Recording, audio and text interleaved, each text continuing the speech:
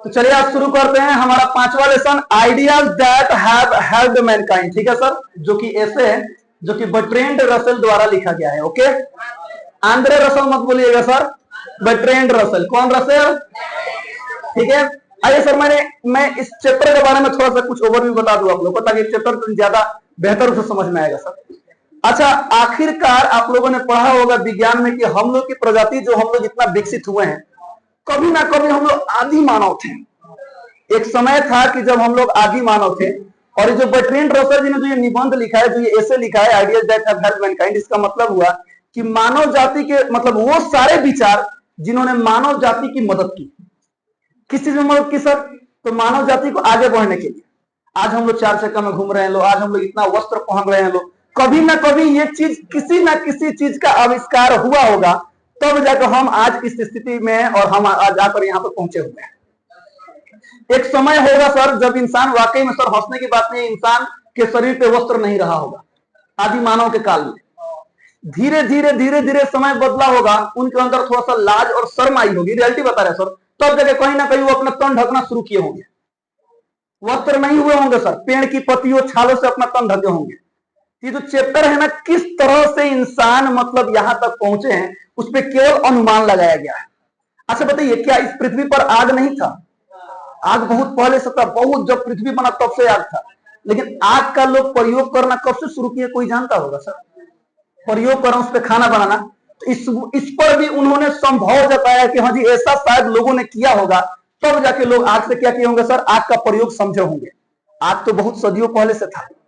बात समझिएगा, जब जंगल में आग लगता था पेड़ों के गिरने से, तो क्या आग नहीं लगता था? आग था। तो लोगों ने देखा होगा कि आग को देखकर जानवर भाग रहे हैं, और जानवरों से खतरा किनको था? इंसानों का था। तो हो सकता है कि पहली बार इंसान आग का प्रयोग जानवरों से बचने के लिए करते हो। ये भी हो सकता है कि इंसान जो ठंडा जब लगता है तो अपने शरीर को बचाने के लिए ठंडी से किसका प्रयोग करते हो सर? आग का प्रयोग करते हो। बात समझिएगा। किताब में एक और बात बर्ट्रैंड रसेल ने बड़ा बढ़िया मेंशन किया है कि आग पर लोग भोजन पकाना कब शुरू किए। पहले इंसान केवल जानवरों से बचने के लिए और ठंड से बचने के लिए आग का प्रयोग करना सीखे होंगे, जाने होंगे। कभी क्या हुआ होगा, एक दिन किसी दिन सभी को पता है कि आदि मानव लोग कच्चा मांस का सेवन करते थे। किसका सेवन करते सर? कच्चा मांस का सेवन करते थे, जानवरों का शिकार करते थे, और वही कच्चा मांस वो लोग हमेशा क्या करते सर? खाते थे। ठीक है। तो लोग पहले कच्चे मांस का सेवन करते थे, सभी को पता है कि जानवरों का शिकार करते थे और कच्चा मांस होता था वही खाते थे।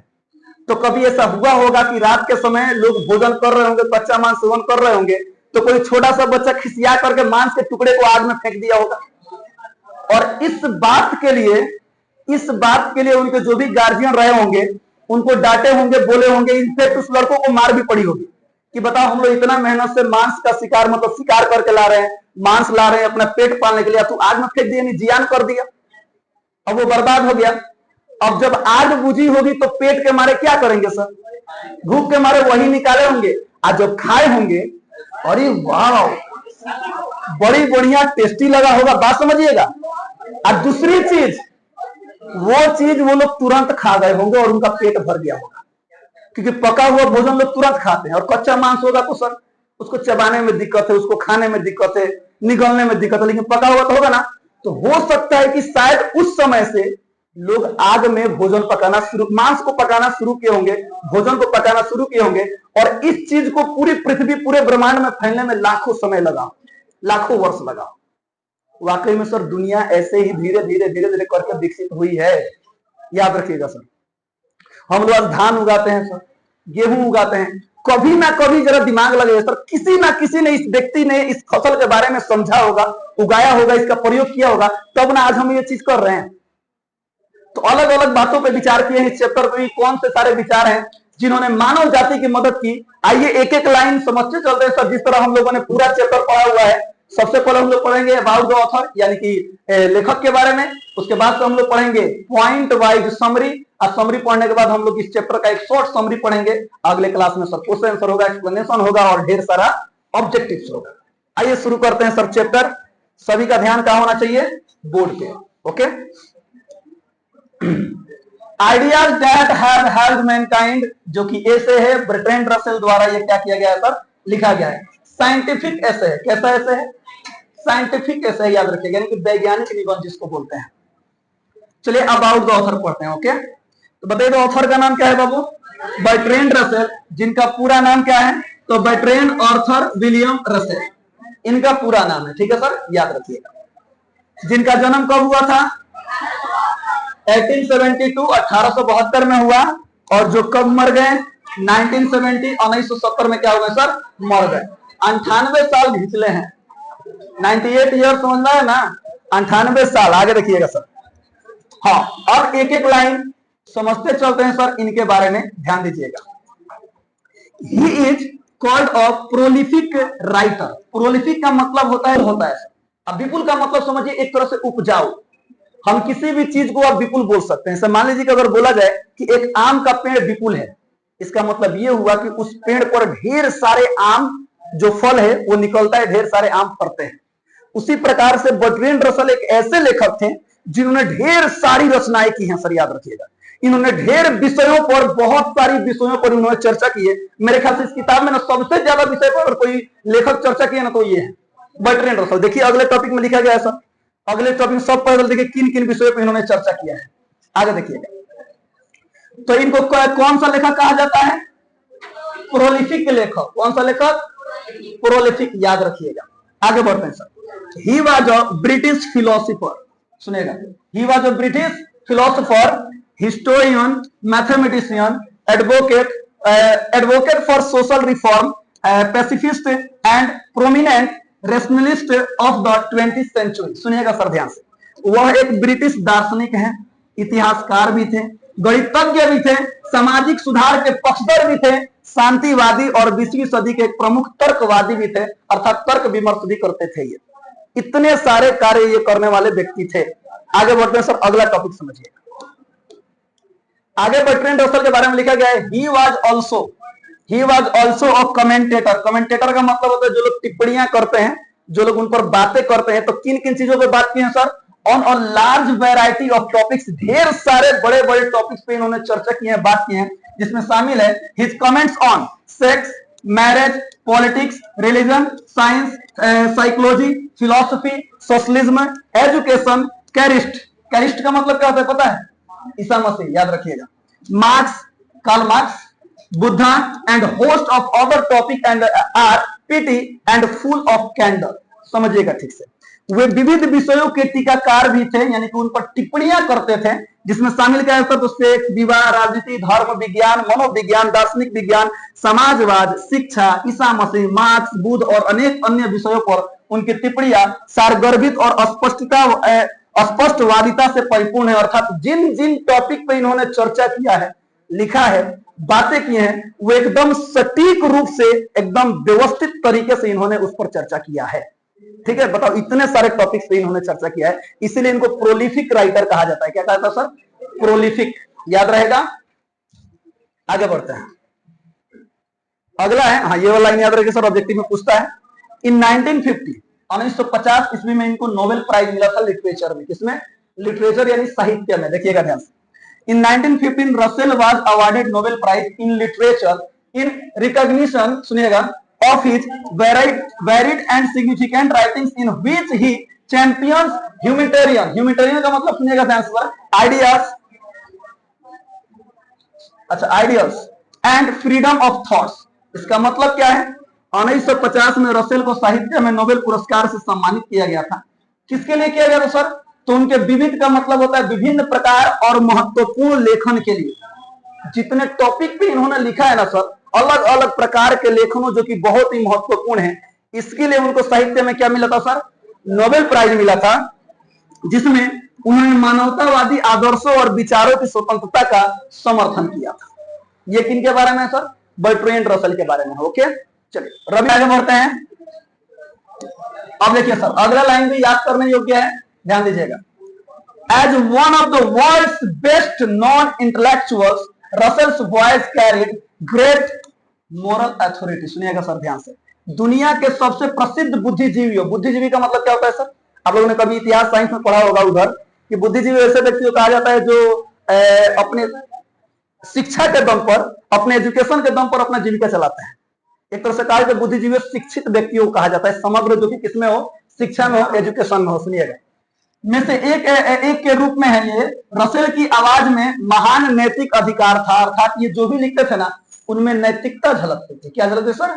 नैतिकता यानी मोरालिटी झलकती थी, जो कि सभी के लिए काम आती है, याद रखिएगा। आगे बढ़ते हैं सर, अगला टॉपिक है he was original and provocative. Provocative याद रखिएगा सर। आगे देखिएगा, in his attitude and clear and forceful in his style. उनका दृष्टिकोण जो है ना वो मौलिक और उत्तेजक था, और उनकी शैली स्पष्ट और सशक्त थी। वो जो भी लिखते थे स्पष्ट लिखते थे, और सशक्त का मतलब होता है एकदम जोरदार लिखते थे, याद रखिएगा। प्रोवोकेट का मतलब ये होता है सशक्त।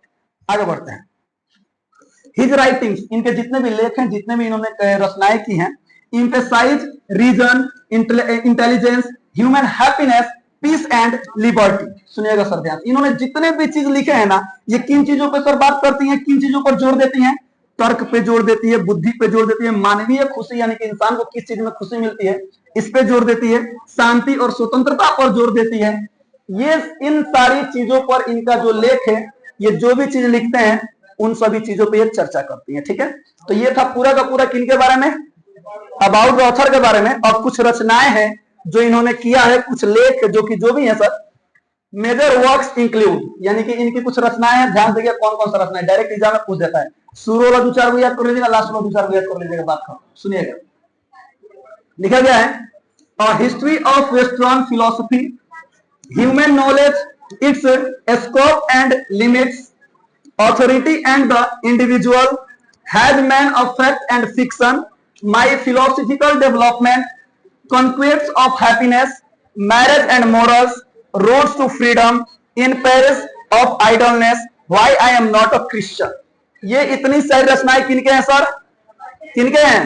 बर्ट्रैंड रसल के हैं। why I am not a Christian exam में पूछता है, याद रखिएगा। ठीक है sir, why I am not a Christian किन्होंने लिखा है? बर्ट्रैंड रसल ने लिखा है। ठीक है सर, आगे बढ़ते हैं। अब चलिए, अब अगला टॉपिक है पॉइंट वाइज समरी, जिससे पूरा पार्ट को समझने में मदद मिलेगी। सभी लोग ध्यान से देखिएगा। चलिए पॉइंट वाइज समरी को पढ़ते हैं सर। पार्ट की शुरुआत कुछ इस तरह से होती है, क्या कहते हैं सर? तो Bertrand Russell discusses what helps, यानी कौन सी चीज है जो मदद की मैनकाइंड, मानवीय विचार को डेवलप करने में कर सकते हैं। ग्रेटर नंबर्स, यानी मानव की जनसंख्या अधिक हो गई, ये चीज मदद की। लेस एनिमल लाइक बिहेवियर, यानी कि हम पशुओं के जैसा व्यवहार हमारा कम हो गया।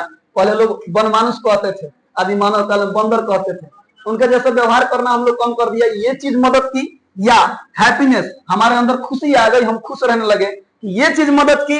इंजॉयमेंट ऑफ डाइवर्स एक्सपीरियंस, हम लोग अनुभवों का आनंद लेने लगे, ये चीज मदद की। नॉलेज, कि हम ज्ञानी बन गए, हम लोग इस चीज से विकसित हुए। या फिर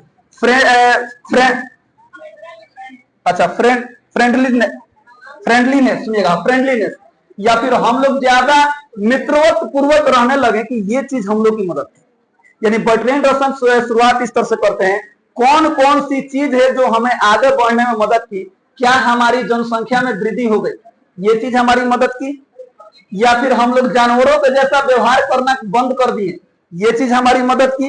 या फिर हम खुश रहना चालू कर दिए, ये चीज मदद की। इंजॉयमेंट ऑफ डाइवर्स एक्सपीरियंस, यानी कि हम लोग जो अनुभव करते हैं उन सभी चीजों में आनंद लेने लगे, ये चीज मदद की। या फिर ज्ञान, या फिर हम लोग जो मित्रता पूर्वक रहने लगे, ये चीज मदद की। वास्तव में देखा जाए तो बर्ट्रैंड रसल के अनुसार ये सारी चीजों ने हमारी किसकी मदद की है, किस चीज में? हमें आगे बढ़ने में, हमारी प्रजाति को आगे बढ़ाने में। हम भी सर दुनिया में प्रजाति है ना है, जिस तरह जंतु है, जानवर, उस तरह हम भी लोग हैं सर, याद रखिए। खाली हमारे अंदर क्या है सर? तो हम जानवरों से अलग है। जानवरों से किस मामले में अलग है सर? तो हमारे अंदर सोचने और समझने की क्षमता है, शक्ति है, उनके अंदर सोचने और समझने की क्षमता और शक्ति नहीं होती है। ये सारी चीज उन्होंने इस पाठ में मेंशन किया हुआ है। क्या किसी पक्षी को किसी प्रकार का सुख और दुख का अनुभव होता है सर? नहीं होता है। अगर कोई पक्षी, हेलो, उसके पक्षी का झुंड का कोई मर भी जाए ना, उनको कोई फर्क नहीं पड़ता है सर। ना ही उनको किसी प्रकार का आर्थिक प्रॉब्लम होता है। आर्थिक समझदार है ना, पैसा कौड़ी। लेकिन हम लोग सर, अगर हमारे यहाँ कोई पड़ी बजाने से हमारे घर में अगर किसी को कुछ हो जाए, तो जरा सोचिए, माता पिता बहनें सभी लोगों को प्रभाव पड़ता है, और ये प्रभाव बहुत दिनों तक चलता है। चलता कि नहीं चलता है? मानवों का वैज्ञानिक नाम क्या है जी? होमोसेपियंस इसमें आया है सर, याद रखिएगा, अच्छी बात है, याद रखिएगा। मानव का वैज्ञानिक नाम क्या है? होमोसेपियंस। ठीक है, आइए अब सभी के बारे में अलग अलग चर्चाएं करेंगे, मैं आपको पूरा विस्तार से बताऊंगा। सबसे पहले था अधिक जनसंख्या। सबसे पहले टॉपिक क्या था सर? अधिक जनसंख्या। ध्यान दीजिएगा।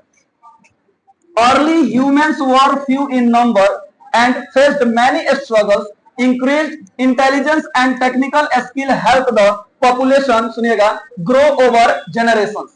प्रारंभिक मानव संख्या में कम थे और उन्हें अनेक संघर्षों का सामना करना पड़ा। जी हाँ सर, शुरू में इंसान की जनसंख्या वास्तव में बहुत कम थी, और कम थी इसके लिए इन्हें ढेर सारे संघर्षों का सामना करना पड़ा।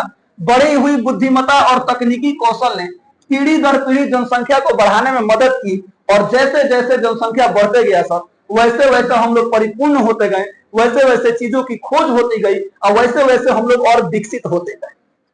यानी वो कह रहे हैं कि जैसे जैसे इंसान की जनसंख्या बढ़ी, इंसान की जनसंख्या बढ़ने के साथ साथ हम लोग ज्यादा मेच्योर होते गए, और जब जनसंख्या बढ़ी तो हम लोग ज्यादा चीजों के बारे में, देखिए, आवश्यकता ही आविष्कार की जननी है, सभी को पता है, ये चीज पढ़े है ना सर? आवश्यकता ही आविष्कार की जननी है। जैसे जैसे लोगों की आवश्यकताएं बढ़ती जाती है, वैसे वैसे क्या होते जाता है सर? आविष्कार होते जाते हैं। आगे देखिएगा, सभी को पता है कि हम लोग वन मानुष थे, मतलब वही कहे आदि मानव थे, वन मानुष थे, जो भी कह सकते हैं सर। संख्या बढ़ा तो हम लोग के अंदर भी सर क्या आया? तो पशुता से दूर जाने का सर हमारे अंदर सोच विकसित हुआ। Humans have become less like animal in two major ways. सुनिएगा, relying on acquired skills, not just inborn talent. सुनिएगा, and controlling impulses through reason and assumptions. सुनिएगा, मनुष्य दो प्रमुख तरीकों से जानवरों की तरह कम हो गया। अर्जित कौशल पर निर्भर रहना, यानी हमारे अंदर बुद्धि आ गई, बुद्धि समझ रहा है, हमारे अंदर कौशल आ गया, न कि केवल जन्मजात प्रतिभा पर। जन्मजात प्रतिभा का मतलब होता है जितने भी जानवर होते हैं ना सब, याद रखिएगा, वो जन्मजात प्रतिभा पर ही आधारित होते हैं। याद रखिएगा, एक शेर या फिर शेरनी अपने बच्चे को जन्म देगी ना, तो जो स्किल उसके पास है वही स्किल वो उसको सिखाएगी। लेकिन हमारे माता पिता सर पढ़े लिखे नहीं है। ध्यान दीजिएगा, क्या हम भी पढ़े लिखे नहीं है? हम पढ़े लिखे हैं, हम पढ़ रहे हैं, और आगे भी हम लोग पढ़ने वाले हैं। याद रखिएगा सर। तो ये जन्मजात स्किल की बात नहीं हो रही है। किस चीज की बात है? जो हम लोग कौशल पे निर्भर रहते हैं, हमारी बुद्धि जो दिन प्रतिदिन बढ़ती जाती है, जो हमें जानवरों से क्या करती है सर? अलग करती है। आगे लिखा गया है सर, और तर्क और मान्यताओं के माध्यम से आवेगों को नियंत्रित करना, अर्थात हम अपनी भावनाओं पर नियंत्रित करना जानते हैं, या फिर हम अपनी भावनाओं में बहना जानते हैं। जानवरों को इन सभी चीजों का आभास नहीं होता है। किताब में एक चीज मेंशन किया गया है, एक बात बताते हैं कि एक बार की बात है सर कि वो लोग फिल्म देखने गए थे लोग, फिल्म जिसमें जानवरों को एक शेर को लेकर गया गया था फिल्म दिखाने के लिए, और फिल्म चलाया गया था। उसमें शेर, उस फिल्म में भी शेर थे जो कूद रहे थे, फान रहे थे, यानी हंसी खुशी वाला सब माहौल था। क्या शेर को उस फिल्म का किसी भी प्रकार का अनुभव हुआ होगा? खुशी, आनंद, दुखी? हम लोग फिल्म देखते देखते हैं, अब मेहरारू सीरियल देखते देखते लागली शुरू हो गई। बताओ, इतना ज्यादा प्रभाव मतलब उस सीरियल का पड़ जाता है। लेकिन जानवरों पर क्या इस चीज का प्रभाव होता है? पक्षियों की बात करें, इसमें प्रवासी पक्षियों की बात किया गया है। अच्छा, प्रवासी पक्षी किसे कहते हैं पता है? वैसी पक्षियां जब मौसम बदलता है, समझिए यहाँ पे जब ठंडा आएगा ना, तो वैसी पक्षियां जिनको गर्मी में रहने का आदत है, वो इस जगह को छोड़कर गर्मी वाले क्षेत्र में राजस्थान में चली जाएंगी। और वैसी पक्षियां जिनको ठंडा में रहने का आदत है, सुनिएगा ध्यान से, वो तुरंत गर्मी जहां पर रहेगा सर, वहां से उड़कर कहां चली जाएंगी? इस क्षेत्र में। तो प्रवासी पक्षी बहुत कम मरते हैं, लेकिन वैसी पक्षी शायद किताब में 1946 से 47 की बात किया गया है, यानी कि 1946 से 47 में बहुत ज्यादा पक्षियां मरी थी। याद रखिएगा, उतनी संख्या में मानव भी मरे थे, ऐसा कुछ किताब में मेंशन किया गया। जो भी है, अब बताइए, जब कोई पक्षी मरता है, उसके साथ का झुंड का कोई पक्षी मरता है, तो क्या उन्हें किसी प्रकार का सुख और दुख का अनुभव होता है? नहीं ना होता है सर। लेकिन बताइए, जब कोई इंसान के साथ कोई इंसान, अगल बगल पड़ी बरदार भाई बहन कोई मरता है, तो क्या होता है? आप खुद से सोच सकते हैं सर। हमारे भावनाओं को क्या सर, आने वाले कई समय तक, माँ होगी तो जीवन भर, पिता होंगे तो जीवन भर, भाई होगा तो कुछ वर्ष, बहन होगी तो कुछ वर्ष, ये प्रभाव डालता है सर। याद रखिएगा, जब जब कोई खुशी वाला सारा फंक्शन होता है, तब तब याद आते हैं लोग। जो भी है, तो आगे बढ़ते हैं सर।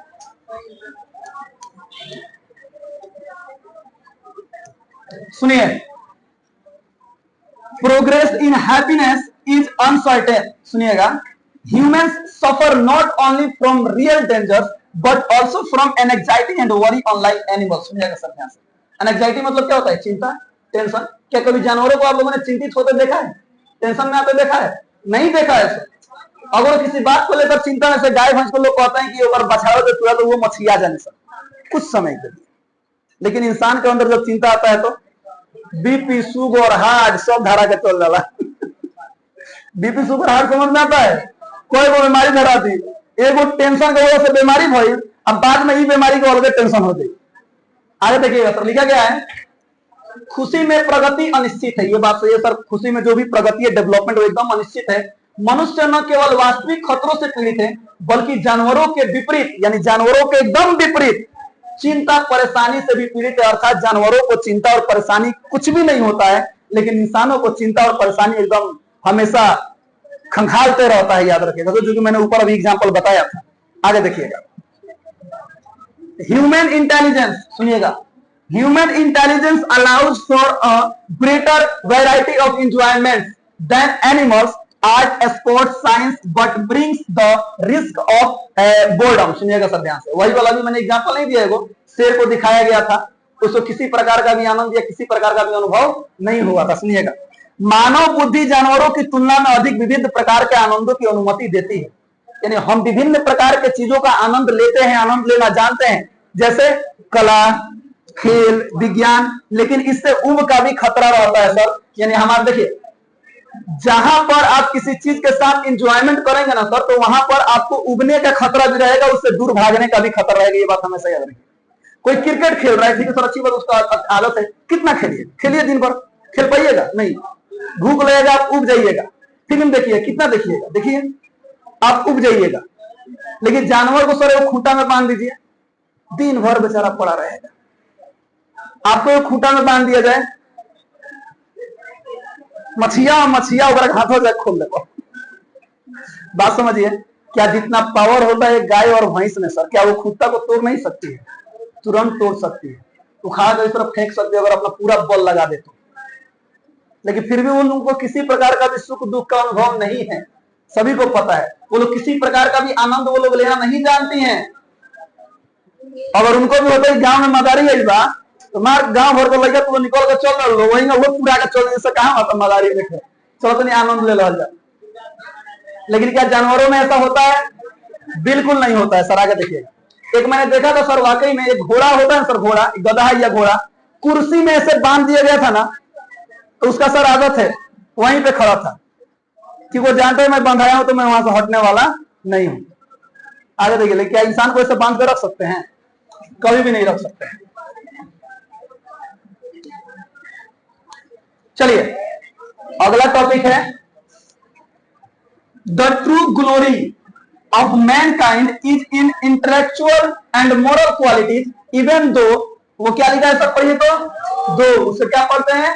दो, it's debatable whether this always bring advantage. सुनिएगा ध्यान से, यानी मानव जाति की जो सच्ची महिमा है वो बौद्धिक और नैतिक गुणों में है सर। वाकई में ये सभी के सभी लेखक कहते हैं, हमारी जो सच्ची महिमा, हमारी जो सच्चा जीवन है ना, वो हमारे बौद्धिक और नैतिकता में है। याद रखिएगा, और नैतिकता क्या होता है, मैंने पहले ही पाठ में आपको खूब विस्तार से बताया गया था, इसको मोरालिटी कहते हैं। सुनिएगा, हालांकि यह बहुत का विषय है कि क्या ये हमेशा हमें लाभ पहुंचाते हैं। हेलो सर, देखिए कितना बेहतरीन बात बता रहे हैं बटरेंद्र सर। हाँ, अनुशासन अच्छा है, हमें सभ्यता में रहना चाहिए, अच्छी बात है, लेकिन क्या ये हमेशा हमारे लिए अच्छी बात होती है सर? आप जरा देखकर जाकर देखिएगा सर, अगला पैराग्राफ सबको क्लियर हो जाएगा। सारा का सारा झगड़ा ना हम जहां पे रह रहे हैं ना वहीं पर है, उसी सर्कल में कभी ध्यान दीजिएगा, पट्टी पटदार वहीं पर है, हमारा जमीन जायदाद वहीं पर है।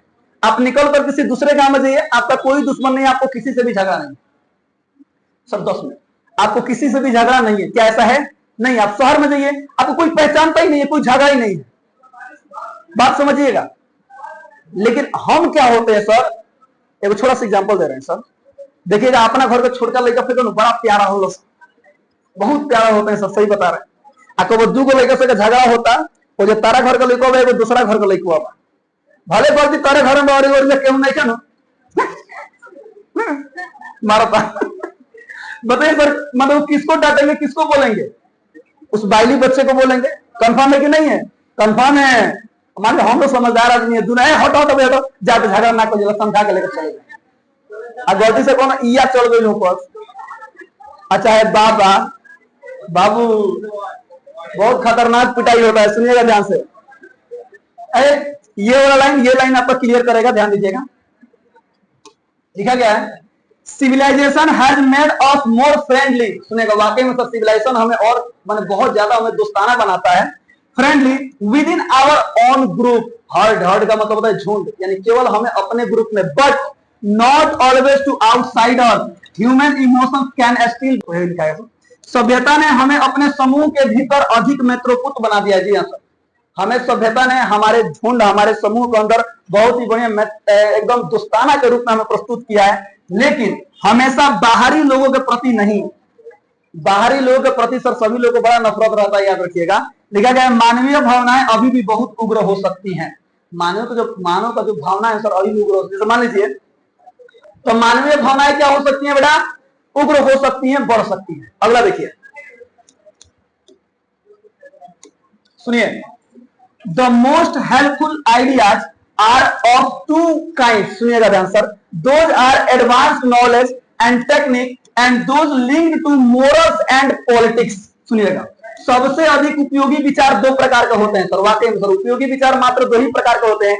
एक वो जो ज्ञान और तकनीक को आगे बढ़ाते हैं, यानी ज्ञान और तकनीक यानी कुछ हम काम कर रहे हैं उसको आगे बढ़ाते हैं, और साथ ही साथ जो नैतिकता और राजनीति से जुड़े होते हैं। ये चीज मानव जाति की मदद करते हैं। आगे देखिएगा, pre historic inventions crucial for Mankind include language, वाकई में sir.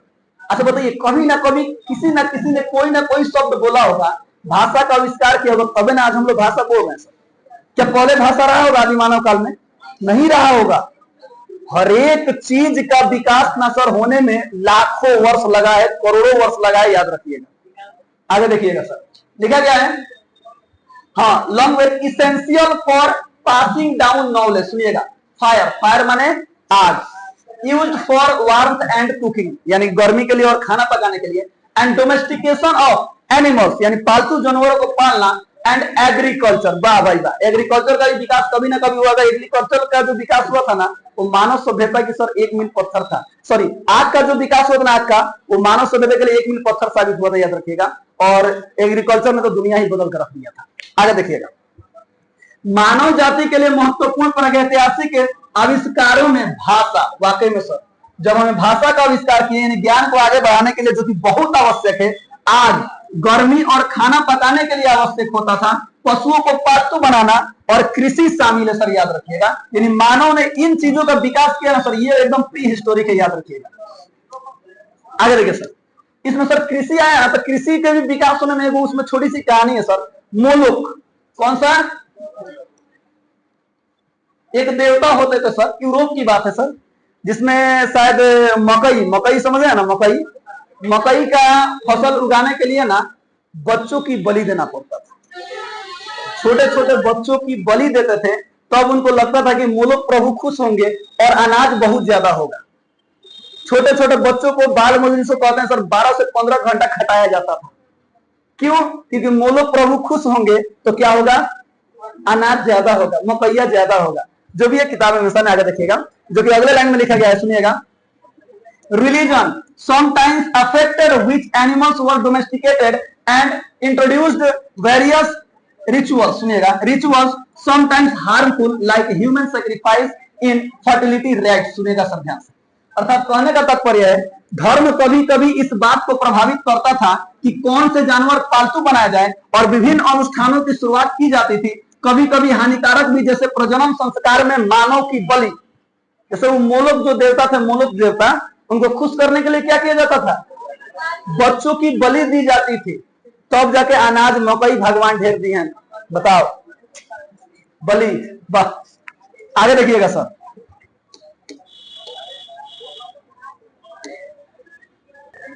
The art of writing, क्या लिखा गया सर? हाँ sir, the art of writing यानी लिखने की कला। सुनिएगा, the art of writing allowed for history to be recorded and knowledge to be shared widely. सुनिएगा ध्यान से, कहने का मतलब लेखन कला ने इतिहास को दर्ज करने और ज्ञान को व्यापक रूप से साझा करने की अनुमति दे दी। अर्थात कहने का मतलब जब लिखने की कला आ गया ना, तो एजुकेशन ज्ञान का एकदम भंडार, एकदम एकदम प्रसारित, एकदम बिछोड़ हो गया। क्यों? क्योंकि अपनी भावनाओं को, अपनी बातों को लिख करके सामने वाले को भी आप प्रभावित कर सकते थे।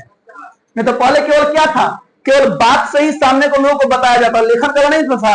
लेकिन जब लिखन कला आ गया तो दुनिया भर के लोग पढ़ने लिखने में क्या हो गए सर, बढ़ने लगे। इस तरह सर मानव जाति का मदद हुआ, मानव जाति आगे बढ़ा। सबसे लास्ट पैराग्राफ पे सुनिएगा ध्यान से। Progress is seen in technical, social and moral spheres, but challenges and flaws persist in human civilisation. सुनिएगा ध्यान से। तकनीकी, सामाजिक और नैतिक क्षेत्रों में प्रगति देखी जा रही है, लेकिन मानव सभ्यता में चुनौतियां और खामियां बनी हुई है सर, जो कि कभी भी खत्म नहीं होने वाली है। मानव सभ्यता भी सर, आप लोगों ने पहला चैप्टर में पढ़ा होगा इंडियन सिविलाइजेशन कल्चर में, कि कितने जगहों की सभ्यता नष्ट हो गई। बात समझिएगा। तो ये सारी चीजें हैं सर, जो कि चैप्टर में हम लोगों ने ओवरव्यू थोड़ा थोड़ा देख लिया। अब छोटा सा समरी है, समझिए। यहाँ पे भी पाठ आपको पूरा समझ में आएगा कि किन सभी चीजों पे बर्ट्रैंड रसल ने बात किया है। ठीक है, और समरी को एकदम आसान बनाया गया है ताकि आपको समझ में आए। ठीक है, Ideas that have helped mankind is a scientific essay, मैंने ऊपर बताया था, written by Bertrand Russell. In this essay, he has focused on the ideas that have helped mankind with passage of time. अर्थात कहने का मतलब है कि ideas that have helped mankind, Bertrand Russell द्वारा लिखित एक वैज्ञानिक निबंध है। इस निबंध में उन्होंने उन विचारों पर ध्यान केंद्रित किया है जिन्होंने समय के साथ मानव जाति की क्या की सर, मदद की। समय के बदलते बदलते हम विकसित होते गए ना, तो विकसित हुए तो किसी ना किसी चीज से विकसित हुए ना। तो कौन कौन से विचार थे जिन विचारों ने हमें क्या किया, विकसित किया। आगे देखिएगा, आगे लिखा गया है, एज टाइम पास, यानी कि समय के साथ जैसे समय बीतता गया, man became matured and he became morally strong. अर्थात समय के साथ मनुष्य परिपक्व और नैतिक रूप से सुदृढ़ हुआ। He became civilised and saved himself from being unhuman. सुनिएगा, वह सभ्य बना और स्वयं को अमानवीय होने से बचाया। यानी कि हम ही है ना जो सर हम अपनी भावनाओं पे कंट्रोल कर सकते हैं, या फिर भावनाओं को एकदम उजागर कर सकते हैं। आगे देखिए, moreover the invention on fire prove to be an milestone in human progress. मैंने बताया सर, आज का खोज इंसान के लिए एक मील पत्थर साबित हुआ, याद रखिएगा, अ माइलस्टोन। ठीक है, लिखा गया। इसके अलावा अग्नि का आविष्कार मानव प्रगति में एक मील पत्थर साबित हुआ। यानी कि सबसे महत्वपूर्ण आविष्कारों में से एक आविष्कार था किस चीज का आविष्कार, आग का आविष्कार। आगे देखिए, some more ideas which made human prosperous are domestication of animals and agriculture. सुनिएगा, मानव को समृद्ध बनाने वाले कुछ और विचार हैं, जैसे पशुपालन और कृषि। याद रखिएगा, पशुपालन और कृषि ने भी मानव सभ्यता को आगे बढ़ाने में बहुत ज्यादा मदद की। आगे लिखा है, the invention of language gave a new life to him. Later the invention of printing press. हाँ सर, अब तो प्रिंटिंग प्रेस, छपाई का काम, and the art of writing made him socially, culturally and morally strong. सुनिए ध्यान से क्या लगा, भाषा का आविष्कार ने उसे नया जीवन दिया। बाद में मुद्रालय और लेखन कला के आविष्कार ने उसे सामाजिक, सांस्कृतिक और नैतिक रूप से सुदृढ़ बना दिया। अर्थात मानव जाति की मदद इस तरह भी हुई। सबसे लास्ट पैराग्राफ है, ध्यान दीजिएगा। Finally, Bertrand Russell, in which he has scientifically explained the ideas that made human stand as per the standard of human and made them superior to animal। अर्थात कहने का मतलब है, अंत में बर्ट्रैंड रसल ने उन विचारों को वैज्ञानिक व्याख्यान किए जिन्होंने मानव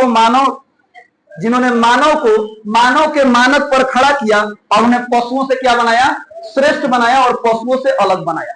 वास्तव में हम पशुओं से अलग है कि नहीं है सर, है। इस प्रकार पूरा का पूरा लेसन का हम लोगों ने point wise summary about the author और समरी हम लोगों ने कर लिया। अगले क्लास में इसका हम लोग क्वेश्चन आंसर करेंगे, एक्सप्लेनेशन होगा तो एक्सप्लेनेशन करेंगे, और सारा का सारा ऑब्जेक्टिव क्या कर लेंगे सर, खत्म कर लेंगे। तब तक के लिए हंसते रहिए, मुस्कुराते रहिए, गाते रहिए, मुनाते रहिए और हमेशा खुश रहिए। मिलते हैं अगले क्लास में इसी समय, तब तक के लिए जय हिंद।